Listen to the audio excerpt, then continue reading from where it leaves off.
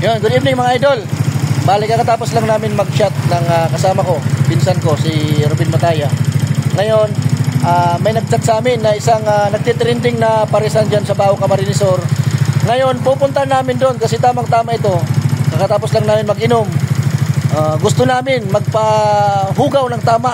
Tamang-tama ito. Punta kami ng Bao Camarinesor ngayon mga idol. Let's go! Bali dito lang kami sa City Ulang Iriga, idol. Medyo agad na kasi grabe alikabok. Yan, papunta na kami sa parisan. Trending na parisan dyan sa Bao Camarinesor. Yan mga idol. Safe ride! Bali, papasok na kami ng sentro ng Iriga. Yan, dito na kami sa Iriga City. Yan yung Petron. Dito yung Caltex mga idol. Yan, kunting minuto na lang makakarating na tayo sa nagtitrending na parisan dyan sa Bao Camarinesor. Let's G! Bali dito lang para sa may tapat ng gate ng munisipyo. Saan kaya dito?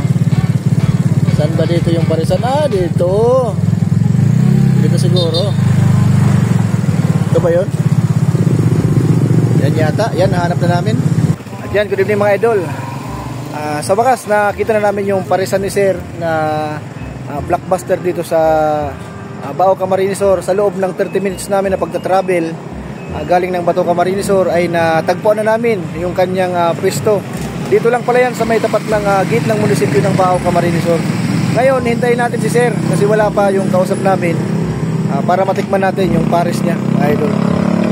Nagtabay lang po kayo. Yun nga, sa mga oras na ito, sa ilang oras naming paghihintay ay dumating na ang isa sa nagmamay-ari ng parisan na nagtitrending dito sa Bao Camarinesor na si Sir Angelo Baldon mga idol. Dito lang po yan sa tapat mismo ng gate ng munisipyo. Kahiliran niya yung Atlantic Bakery. At then dito po sa kalsada sa tapat mismo dito sa eskinitang ito papasok ng palengke ay dyan po sila sa may right side lagi nakapwesto.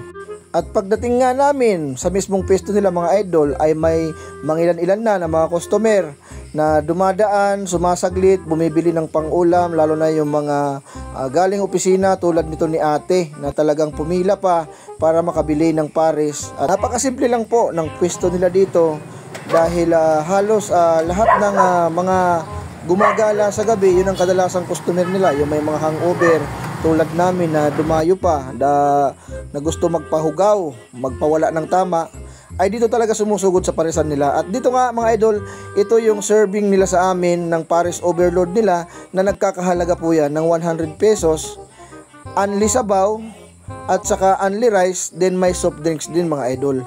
Wala silang unli hug saka unli kiss. Yan mga idol, ganyan karami yung serving nila. At ito na nga mga idol, the moment of truth. Yan, ganito karami yung servings nila dito mga idol. Bali, kompleto din sila ng kompleto din sila ng seasoning, yung mga panlagay, chili oil, garlic oil, saka meron din silang kalamansi. At ganito karami yung servings nila mga idol. Yan, so tikman na natin kung gaano kasarap yung pares nila dito. Okay mga idol, first bite. Wala munang seasoning para matikman natin kung talagang sarap yung lasa ng pares nila dito. Honest review lang ito mga idol. Dinayo namin mula Bato Camarinesor.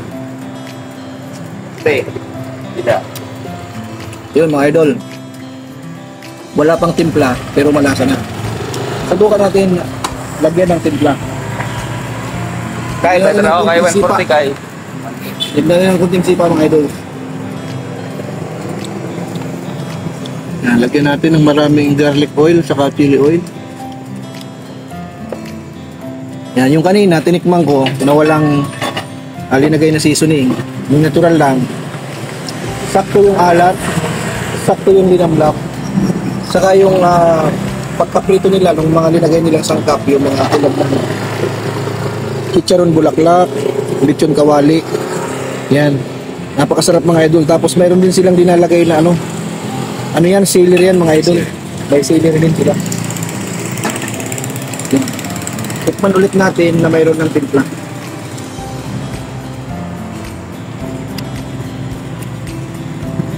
Lalong sumarap mga idol nung linagyan natin ng kunting sipa ng anghang saka garlic powder na sangkap na karaniwang sangkap talaga sa mga pares. Yan mga idol, i-enjoy ko muna yung pagkain ko. Babalikan ko yung mamaya. At sa sobrang sarap nga ng pares nila dito mga idol ay talagang in-enjoy ko at ng kasama ko ang lasa ng kanilang nagtitrending na pares. At talaga namang napakasarap kaya nga napabidyo ako sa sarili ko at sa kasama ko. Subo ulit tayo, napakasarap mga idol. Tamang-tama hindi kami kumain ng panggabihan kasi katalos lang namin mag-inom kasama yung pinsan ni Mrs. Dito kami agad tumiritso kasi nakaplano talaga kaming pumunta dito. Kanina magkausap na kami ni Sir, yung may-ari nitong parisan. Kaya pinuntan namin, tamang-tama, may tama kami ng alak. Sarap mag-alis ng hangover nito mga idol. Yan, tamang-tama sa mga kakatapos lang mag-inom. Visit kayo dito kung sakali mapadaan kayo dito sa parisan ni Sir. Dito lang yan sa Bao Camarines Sur. Yan, along the highway lang po mga idol. Mismong tapat ng munisipyo. Ano, kanin pa? Ha? Isa pa? Kumusta ang lasa? Kumusta ang lasa? Panalo. Panalo? Ma'am, kanin pa daw po ma'am. Nag-request, nasarapan. Dalawang kanin pa ma'am. Dalawa po. Ayan, sa sobrang sarap mga idol, napa-unrest kami. Ayan, napa-order pa kami ng tig-isang mangkok ng rice. Panalo. Yan, ito na yung rice natin. Pwede kayong ma-interview sa vlog. Anong oras po kayo nagbubukas dito? 6 p.m. 6 p.m. tuwing? Hanggang 4 a.m. Anong pangalan ng paresan niyo? Blackman Pares. Blackman? Pares. Blackman Pares. Yan. Ayaw nyo nung Encanto Pares, Diwata Pares, ayaw nyo gano'n. Ayan si ma'am, kumakain dito. Sabay natin sa vlog si ma'am. Ano ma'am, kumusta yung lasa ng Pares nila? Masarap. Kaya lagi ka rin dito ma'am nakapila. Ayan. Ayan, madaming customer nila oh. Ayan, shout out sir. Ayan, mga customer nila. Napakalutong ng Pares nila mga idol. Napakalutong, napakalasa. Tingnan nyo yung honest review namin ha. Ito yung unang order namin ng kanin. Ayan pa oh. Masarap yung fried rice nila. At the same time, sakto yung timpla nila ng Pares. Kaya tingnan mo yung review namin oh. Yan yung honest review. Talagang masarap mga idol. Ano? Alas paubos na rin yung sa akin. Sulit. Babalik ako dito mga idol pag may hangover ako. Kahit malayo, kahit galing ka sa malayo, sulit talaga yung pagpunta mo dito. Kasi overload talaga yung Pares na siniserve nila dito. Dito lang po yan. Kung sakaling mapadaan kayo, dito lang po yan sa tapat ng gate ng munisipyo ng Bao Camarines Sur. Makita nyo yung Palawan Pawn Shop, katabi yung Angel's Burger. Dito sa eskinitang ito mga idol, dito nyo matatagpuan ang parisan nila dito mga idol. Daming kumakain, daming walkthrough na kumakain. Tapos pakakain, alis din agad kasi wala talaga sila ditong yung hindi sila naglagay ng madaming upuan. Yung karamihan kumakain dito nakatayo, tapos dumadaan lang, bumibili, nagpapabalot, inuuwi sa kanilang pamilya. Yan, napakasarap mga idol. Halos may dumadating yung customer dito mga idol. Te, ilang kilong Pares na ubos dito maghapon simula pagkabukas nyo? Nasa 20 kilos. Malakas na yon. Anong araw yung pinakamalakas? Sa linggo po. Linggo, tuwing linggo. Yun, malakas daw yung Pares nila tuwing linggo. At yan sila mga regular customer. Boy, regular customer kayo dito? Regular ate? Yan. Talagang bumabalik-balik kayo no? Masarap talaga yung Pares nila no? Kayo boss, magjowa kayo? Dito kayo lagi kumakain? Dito kayo lagi kumakain? Mayayain ko yaw. Yan. Ganyan karami yung siniserve nilang Pares dito mga ito. Yan. Sana mabisita nyo itong pwesto nila dito dahil talagang napaka-legit na masarap yung siniserve nila na Pares dito. Saka malinis din yung pinaglalagyan nila ng mga utensil tulad niya no. May mainit silang tubig na babaran ng mga kutsara. Yan mga idol. Ito yung importante sa kainan, yung malinis, presentable. Kaya binabalik-balikan, di ba kuya? Bumabalik-balik sila ate. Yan, regular customer. Saka mura na.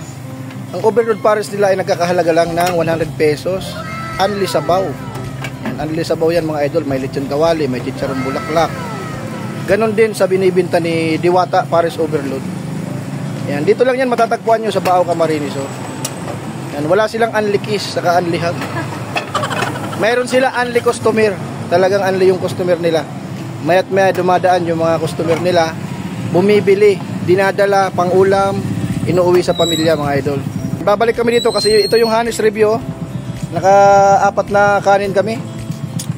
Yan o. Wash out. Linagyan ba naman ng sili? Wasak. Wasak talaga, mga idol. Kaya bisita kayo dito sa parisan nila. Talagang legit na masarap. Yan, sama natin si Kuya sa vlog. Yan, alright.